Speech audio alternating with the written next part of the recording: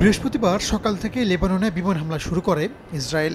হিজবুল্লাহর স্থাপনা লক্ষ্য করেই হামলা চালানোর দাবি করে তেল আবিব। লেবাননের দক্ষিণাঞ্চলে প্রবেশ করে স্থলাভিযান চালানো হয়। ওই অঞ্চলের বাসিন্দাদের পরবর্তী নির্দেশ না দেওয়া পর্যন্ত নিরাপদে সরে যেতে বলেছে ইসরায়েলের প্রতিরক্ষা বাহিনী।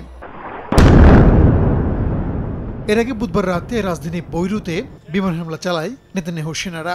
মধ্য বৈরুতের একটি বেসামরিক ভবন গুড়িয়ে দেওয়া হয়। আল জাজিরা বলছে, ভবনটি হিজবুল্লাহর স্বাস্থ্যকেন্দ্র ছিল। হামলায় বেশ কয়েকজন হতাহত হয়েছেন, এর মধ্যে মার্কিন নাগরিকও আছেন। এই ঘটনার নিন্দা জানিয়েছে যুক্তরাষ্ট্রে বসবাসরত আরব আমেরিকানরা।